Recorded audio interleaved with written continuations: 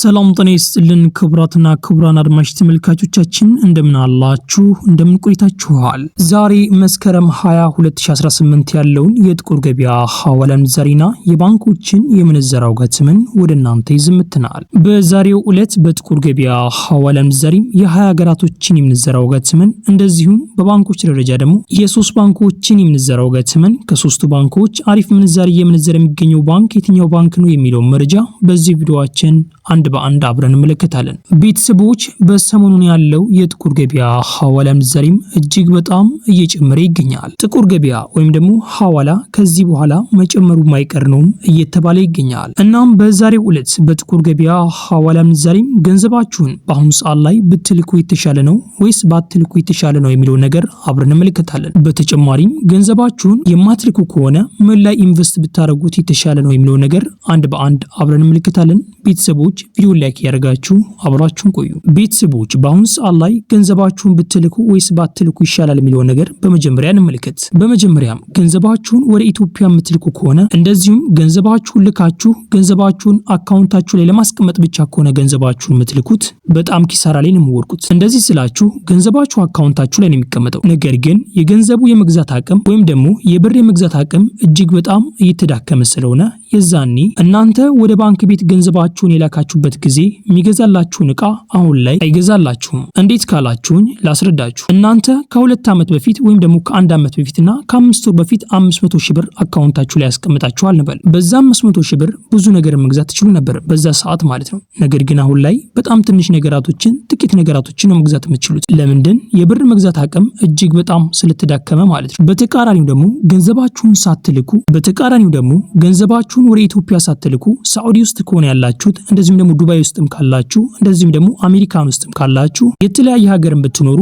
የዛን ሀገር ገንዘብ እጃችሁ ላይ ብታስቀምጡት ብዙ የመክሰራችሁ ቻንስ በጣም ዝቅተኛ ነው። ምክንያቱም የነዛ ሀገር ኢኮኖሚ እጅግ በጣም ከፍተኛና እንደዚሁም ደግሞ አሪፍ ቦታ ላይ ስለሚገኝ፣ ነገር ግን የኢትዮጵያ ኢኮኖሚ ግን እጅግ በጣም እየተናጋና እንደዚሁም ሁልጊዜ እየጨመረ ነው የሚገኘው። እነዚህ ትልልቅ ሀገራቶች ግን በኢኮኖሚ በጣም አሪፍ ቦታ ላይ ስለሚገኙ በጣም የተረጋጋ ኑሮ ነው ያላቸው። ገንዘባቸውም በዛ መጠን የተረጋጋ ነው። ባንዲ እንደዚህ አይጨምርም፣ እንደዚህም ደግሞ ባንዲ እንደዚሁ አይቀንስም። በተጨማሪም ደግሞ ያንን ገንዘብ ኢንቨስት ብታረጉትስ የተለያዩ ነገራቶች ላይ ምን ያህል ለውጥ ይመጣል? አብረን መልከተው። አሁን እናንተ ከ5 ወርና ከ1 ዓመት እንደዚህም ደግሞ ከ2 ዓመት በፊት የተገዛ ወርቅ ቢኖራችሁ የገዛችሁበትን እጥፍ ትመልሳላችሁ። ከዛ በላይም ለራሱ ትርፋማ ትሆናላችሁ። አሁን ላይ ወርቅ እጅግ በጣም ከፍተኛ ጭማሪ ያሳየ ይገኛል። ወደ ኢትዮጵያ ስንመጣ ደግሞ የብር የመግዛት አቅም እጅግ በጣም እየቀነሰ ይገኛል። እንደዚሁም ደግሞ ወርቅ ደግሞ እጅግ በጣም ከፍተኛ ጭማሪ ያሳይ ይገኛል። ሁለቱም አንድ ላይ በሚዋሃዱበት ሰዓት እጅግ በጣም ከፍተኛ ጭማሪ እንመለከታለን። እናም አሁን ላይ ምን ተመለከትን?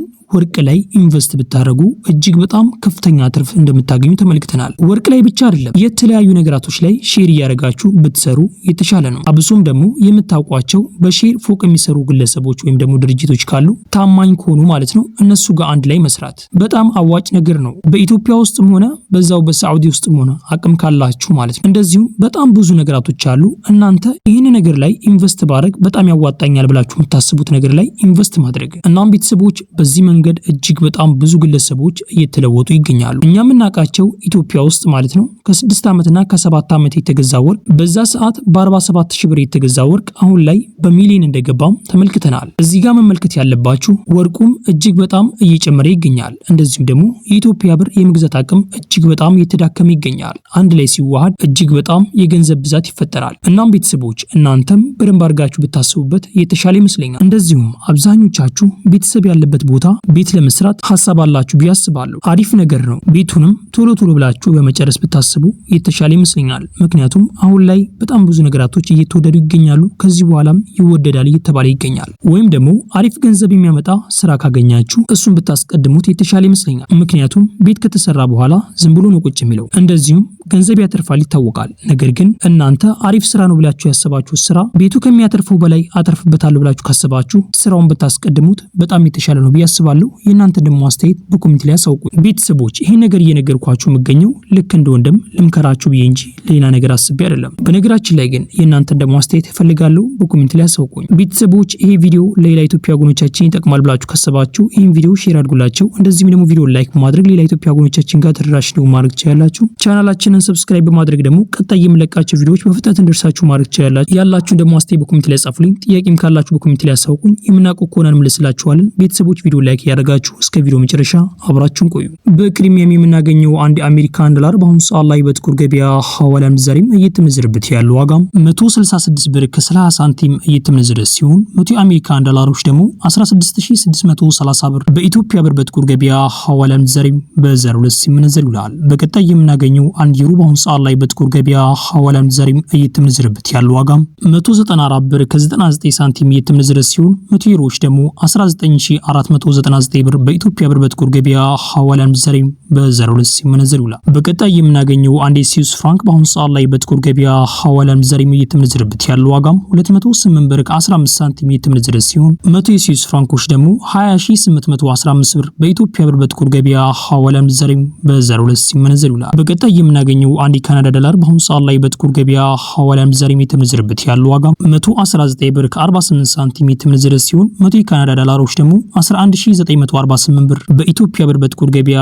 ሐዋላ ምንዛሬም በ02 ሲመነዘር ይውላል። በቀጣይ የምናገኘው አንድ የአውስትሪያን ዶላር በአሁኑ ሰዓት ላይ በጥቁር ገበያ ሐዋላ ምንዛሬም እየተመነዘረበት ያለው ዋጋም 109 ብር ከ47 ሳንቲም እየተመነዘረ ሲሆን 100 የአውስትሪያን ዶላሮች ደግሞ 10947 ብር በኢትዮጵያ ብር በጥቁር ገበያ ሐዋላ ምንዛሬም በ02 ሲመነዘር ይውላል። በቀጣይ የምናገኘው አንድ ቻይና ዩዋን በአሁኑ ሰዓት ላይ በጥቁር ገበያ ሐዋላ ምንዛሬም እየተመነዘረበት ያለው ዋጋም 23 ብር ከ31 ሳንቲም እየተመነዘረ ሲሆን 100 የቻይና ዩዋኖች ደግሞ 2331 ብር በኢትዮጵያ ብር በጥቁር ገበያ ሐዋላ ምንዛሬም በ02 ሲመነዘር ይውላል። በቀጣይ የምናገኘው አንድ ፓውንድ ስተርሊንግ በአሁኑ ሰዓት ላይ በጥቁር ገበያ ሐዋላ ምንዛሬም እየተመነዘረበት ያለው ዋጋም 223 ብር ከ18 ሳንቲም እየተመነዘረ ሲሆን 100 ፓውንድ ስተርሊንጎች ደግሞ 22318 ብር በኢትዮጵያ ብር በጥቁር ገበያ ሐዋላ ምንዛሬም በ02 ሲመነዘር ይውላል። በቀጣይ የምናገኘው አንድ ስዊድን ክሮን በአሁኑ ሰዓት ላይ በጥቁር ገበያ ሐዋላ ምንዛሬም እየተመነዘረበት ያለው ዋጋም 17 ብር ከ63 ሳንቲም እየተመነዘረ ሲሆን 100 የስዊድን ክሮኖች ደግሞ 1763 ብር በኢትዮጵያ ብር በጥቁር ገበያ ሐዋላ ምንዛሬም በ02 ሲመነዘር ይውላል። በቀጣይ የምናገኘው አንድ ኪዩት ዲናር በአሁኑ ሰዓት ላይ በጥቁር ገበያ ሐዋላ ምንዛሬም እየተመነዘረበት ያለው ዋጋም 543 ብር ከ48 ሳንቲም እየተመነዘረ ሲሆን 100 የኪዩት ዲናሮች ደግሞ 54348 ብር በኢትዮጵያ ብር በጥቁር ገበያ ሐዋላ ምንዛሬም በ02 ሲመነዘር ይውላል። በቀጣይ የምናገኘው አንድ የዱባይ ድርሃም በአሁኑ ሰዓት ላይ በጥቁር ገበያ ሐዋላ ምንዛሬም እየተመነዘረበት ያለው ዋጋም 45 ብር ከ28 ሳንቲም እየተመነዘረ ሲሆን 100 የዱባይ ድርሃሞች ደግሞ 4528 ብር በኢትዮጵያ ብር በጥቁር ገበያ ሐዋላ ምንዛሬም በ02 ሲመነዘር ይውላል። በቀጣይ የምናገኘው አንድ የሳዑዲ ሪያል በአሁኑ ሰዓት ላይ በጥቁር ገበያ ሐዋላ ምንዛሬም እየተመነዘረበት ያለው ዋጋም 44 ብር ከ31 ሳንቲም እየተመነዘረ ሲሆን 100 የሳዑዲ ሪያሎች ደግሞ 4431 ብር በኢትዮጵያ ብር በጥቁር ገበያ ሐዋላ ምንዛሬም በ02 ሲመነዘር ይውላል። በቀጣይ የምናገኘው አንድ ኦማን ሪያል በአሁኑ ሰዓት ላይ በጥቁር ገበያ ሐዋላ ምንዛሬም እየተመነዘረበት ያለው ዋጋም 432 ብር ከ60 ሳንቲም እየተመነዘረ ሲሆን 100 የኦማን ሪያሎች ደግሞ 43260 ብር በኢትዮጵያ ብር በጥቁር ገበያ ሐዋላ ምንዛሬም በ02 ሲመነዘር ይውላል። በቀጣይ የምናገኘው አንድ ጆርዳን ዲናር በአሁኑ ሰዓት ላይ በጥቁር ገበያ ሐዋላ ምንዛሬም እየተመነዘረበት ያለው ዋጋም 234 ብር ከ33 ሳንቲም እየተመነዘረ ሲሆን 100 የጆርዳን ዲናሮች ደግሞ 23433 ብር በኢትዮጵያ ብር በጥቁር ገበያ ሐዋላ ምንዛሬም በ02 ሲመነዘር ይውላል። በቀጣይ የምናገኘው አንድ ባህሪን ዲናር በአሁኑ ሰዓት ላይ በጥቁር ገበያ ሐዋላ ምንዛሬም እየተመነዘረበት ያለው ዋጋም 440 ብር ከ26 ሳንቲም እየተመነዘረ ሲሆን 100 የባህሪን ዲናሮች ደግሞ 44026 ብር በኢትዮጵያ ብር በጥቁር ገበያ ሐዋላ ምንዛሬም በ02 ሲመነዘር ይውላል። በቀጣይ የምናገኘው አንድ የቱርክ ሊሬ በአሁኑ ሰዓት ላይ በጥቁር ገበያ ሐዋላ ምንዛሬም እየተመነዘረበት ያለው ዋጋም 3 ብር ከ99 ሳንቲም እየተመነዘረ ሲሆን 100 የቱርክ ሊሮች ደግሞ 399 ብር በኢትዮጵያ ብር በጥቁር ገበያ ሐዋላ ምንዛሬም በ02 ሲመነዘር ይውላል። በቀጣይ የምናገኘው የኢጂፕሽያን ፓውንድ አንድ ኢጂፕሽያን ፓውንድ በአሁኑ ሰዓት ላይ በጥቁር ገበያ ሐዋላ ምንዛሬም እየተመነዘረበት ያለው ዋጋም 3 ብር ከ45 ሳንቲም እየተመነዘረ ሲሆን 100 ኢጂፕሽያን ፓውንዶች ደግሞ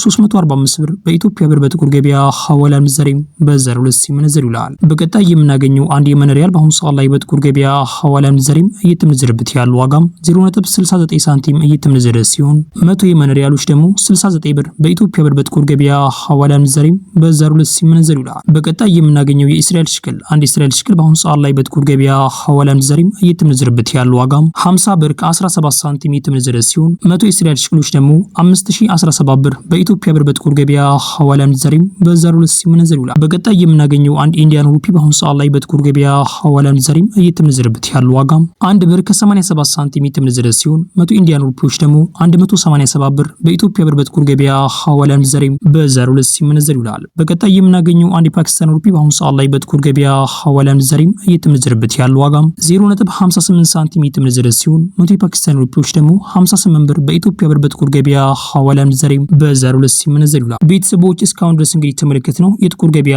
ሐዋላ ምንዛሬ ነው። አሁን ደግሞ የባንኮችን የምንዛሬ ዋጋ ተመን አብረን እንመለከታለን። አብራችሁን ቆዩ። በቅድሚያም እንግዲህ የኢትዮጵያ ንግድ ባንክን የምንዛሬ ዋጋ ተመን አብረን እንመለከታለን። አብራችሁን ቆዩ። በአንደኛ ላይ የምናገኘው አንድ የአሜሪካን ዶላር በአሁኑ ሰዓት ላይ በኢትዮጵያ ንግድ ባንክ እየተገዛበት ያለው ዋጋ 139 ብር ከ64 ሳንቲም እየተገዛ ሲሆን እየተሸጠበት ያለው ዋጋ ደግሞ 142 ብር ከ44 ሳንቲም እነሱ ይሸጣሉ። አንድ የሳዑዲ ሪያል በአሁኑ ሰዓት ላይ የኢትዮጵያ ንግድ ባንክ እየገዛበት ያለው ዋጋ 37 ብር ከ23 ሳንቲም እየገዛ ሲሆን እየሸጠበት ያለው ዋጋ ደግሞ 37 ብር ከ98 ሳንቲም እነሱ ይሸጣሉ። የዱባይ ድርሃምን በአሁኑ ሰዓት ላይ የኢትዮጵያ ንግድ ባንክ እየገዛበት ያለው ዋጋ 38 ብር ከ02 ሳንቲም እየገዛ ሲሆን እየሸጠበት ያለው ዋጋ ደግሞ 38 ብር ከ79 ሳንቲም እነሱ ይሸጣሉ። ዩሮን በአሁኑ ሰዓት ላይ የኢትዮጵያ ንግድ ባንክ እየገዛበት ያለው ዋጋ 163 ብር ከ40 ሳንቲም እየተገዛ ሲሆን እየተሸጠበት ያለው ዋጋ ደግሞ 166 ብር ከ67 ሳንቲም እነሱ ይሸጣሉ። የኢትዮጵያ ንግድ ባንክ አንድ የኩዌት ዲናር በአሁኑ ሰዓት ላይ እየገዛበት ያለው ዋጋ 448 ብር ከ82 ሳንቲም እየገዛ ሲሆን እየሸጠበት ያለው ዋጋ ደግሞ 457 ብር ከ80 ሳንቲም እነሱ ይሸጣሉ። ቤተሰቦች አሁን ደግሞ የአሜሪካን ዶላርን በአሁኑ ሰዓት ላይ በከፍተኛ ዋጋ እየገዛ የሚገኘውን ባንክ አሁን ነግራችኋለሁ። ከዛ ደግሞ ወደ ቀጣኛው ባንክ አብረን እናልፋለን። የአሜሪካን ዶላርን በአሁኑ ሰዓት ላይ በከፍተኛ ዋጋ እየገዛ የሚገኘው ባንክ የዳሽን ባንክ ነው። የዳሽን ባንክ አንድ የአሜሪካን ዶላር እየገዛበት ያለው ዋጋ 143 ብር ከ51 ሳንቲም እየገዛ ሲሆን እየሸጠበት ያለው ዋጋ ደግሞ 146 ብር ከ38 ሳንቲም እነሱ ይሸጣሉ። የአሜሪካን ዶላርን በአሁኑ ሰዓት ላይ በከፍተኛ ዋጋ እየገዛ የሚገኘው ባንክ የዳሽን ባንክ ነው። አሁን ደግሞ ዩሮን እንመልከትና ወደ ሳዑዲና ወደ ዱባይ እንገባለን። ዩሮን በአሁኑ ሰዓት ላይ ደግሞ በከፍተኛ ዋጋ እየገዛ የሚገኘው ባንክ የአምሃራ ባንክ ነው። የአምሃራ ባንክ አንድ ዩሮ እየገዛበት ያለው ዋጋ 166 ብር ከ90 ሳንቲም እየገዛ ሲሆን እየሸጠበት ያለው ዋጋ ደግሞ 170 ብር ከ24 ሳንቲም እነሱ ይሸጣሉ። አሁን ደግሞ የአዋሽ ባንክን እንመለከታለን። በአዋሽ ባንክ በጣም በከፍተኛ ዋጋ እየተመነዘሩ የሚገኙት ሀገራት ሁለት ናቸው፣ የሳዑዲ ሪያልና የዱባይ ድርሃም። በቅድሚያም የሳዑዲ ሪያልን እንመልከት። አንድ የሳዑዲ ሪያል በአሁኑ ሰዓት ላይ የአዋሽ ባንክ እየገዛበት ያለው ዋጋ 42 ብር ከ37 ሳንቲም እየገዛ ሲሆን እየሸጠበት ያለው ዋጋ ደግሞ 43 ብር ከ22 ሳንቲም እነሱ ይሸጣሉ። የዱባይ ድርሃምን በአሁኑ ሰዓት ላይ የአዋሽ ባንክ እየገዛበት ያለው ዋጋ 43 ብር ከ29 ሳንቲም እየገዛ ሲሆን እየሸጠበት ያለው ዋጋ ደግሞ 44 ብር ከ16 ሳንቲም እነሱ ይሸጣሉ። ቤተሰቦች የዛሬው የምንዛሬ መረጃችን ይህን ምስል ነበረ። ቤተሰቦች ይህ ቪዲዮ ለሌላ ኢትዮጵያ ወገኖቻችን ይጠቅማል ብላችሁ ካሰባችሁ ይህን ቪዲዮ ሼር አድርጉላቸው። እንደዚሁም ቪዲዮውን ላይክ በማድረግ ሌላ ኢትዮጵያ ወገኖቻችን ጋር ተደራሽ ማድረግ ትችላላችሁ። ቻናላችንን ደግሞ ሰብስክራይብ በማድረግ ቀጣይ የምለቃችሁ ቪዲዮዎች በፍጥነት እንዲደርሳችሁ ማድረግ ትችላላችሁ። ያላችሁ ደግሞ አስተያየት በኮሜንት ላይ ጻፉልኝ። ጥያቄም ካላችሁ በኮሜንት ላይ አሳውቁኝ። የምናውቀው ከሆነ እንመልስላችኋለን። ቤተሰቦች የቴሌግራም ቻናላችን ሊንክ ደግሞ ከታች ዲስክሪፕሽን ላይ አስቀምጬላችኋለሁ። ቴሌግራም ቻናላችን ላይ አዲስ ነገር ካለ በዛ እናሳውቃችኋለን። ቤተሰቦች ቪዲዮውን ላይክ ያደርጋችሁ። ቤተሰቦች ኢንሻአላህ በቀጣይ ቪዲዮ እስከምንገናኝ ቸር ቆዩልኝ።